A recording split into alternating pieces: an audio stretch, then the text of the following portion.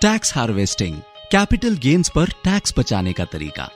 हम में से किसी को भी टैक्स पे करना पसंद नहीं है, फिर भी हमें अपनी इनकम पर टैक्स, किसी भी परचेज पर जीएसटी और 2018 के बाद से म्यूचुअल फंड्स में अपने इन्वेस्टमेंट से होने वाले लॉन्ग टर्म गेन्स पर भी टैक्स पे करना पड़ता है। इस वीडियो में हम आपको बताएंगे कि आप म्यूचुअल फंड से मिलने वाले लॉन्ग टर्म कैपिटल गेन्स पर एप्लीकेबल टैक्सेस को किस तरह रिड्यूस और इवन एलिमिनेट कर सकते हैं। ये शुरू करते हैं।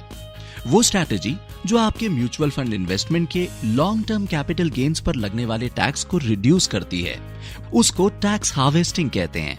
तो ये टैक्स हार्वेस्टिंग क्या होता है और ये टैक्स कम करने में कैसे आपकी हेल्प करता है, इसको समझने के लिए आपको सबसे पहले ये समझना होगा कि लॉन्ग टर्म कैपिटल गेन्स पर किस तरह से टैक्स लगाया जाता है।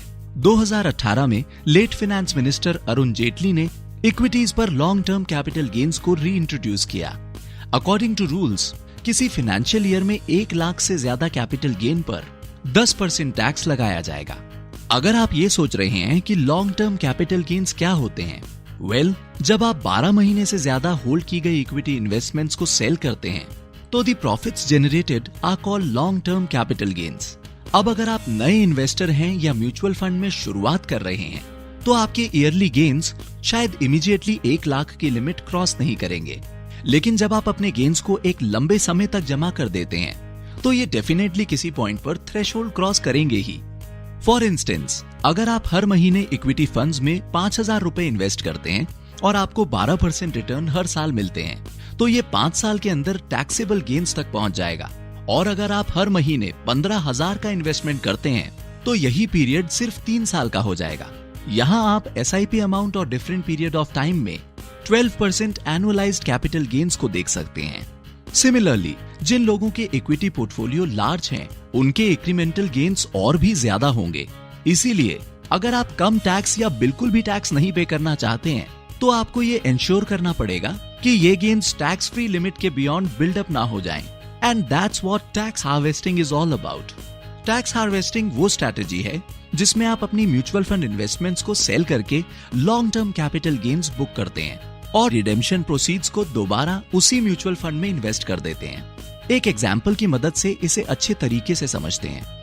अज्यूम आपने 15 फेब 2018 को 5 लाख रुपए एक इक्विटी म्यूचुअल फंड में इन्वेस्ट किए और फेब 28 2020 को इस इन्वेस्टमेंट की वैल्यू 5,90,000 हो गई। अगर आप इसे रिडीम करते हैं तो आपके गेन्स 90,000 होंगे और आपकी टैक्स लायबिलिटी 0 होगी। ऐसा इसलिए हुआ क्योंकि 12 महीने से ज्यादा वक्त के लिए होल्ड किया गया कोई भी equity investment long term capital gains के लिए क्वालिफाई हो जाता है और टैक्स तभी पे करना पड़ता है जब गेन्स फाइनेंशियल ईयर में 1 लाख की लिमिट क्रॉस कर जाते हैं। नेक्स्ट, अब पूरे अमाउंट दैट इज 5,90,000 रुपए को रिडीम करने के बाद इमीडिएटली री इन्वेस्ट कर देते हैं। आपकी इन्वेस्टमेंट कॉस्ट 5,90,000 रुपए पर रीसेट हो जाएगी और साथ ही इन्वेस्टमेंट की डेट भी। अब मान लीजिए कि इन्वेस्टमेंट वैल्यू 1 और साल बाद इंक्रीज होकर 6,50,000 हो जाती है। अब जब इसे रिडीम करेंगे तब आपके गेन 60,000 रुपए होंगे, जो अभी भी 1 लाख की लिमिट से कम है।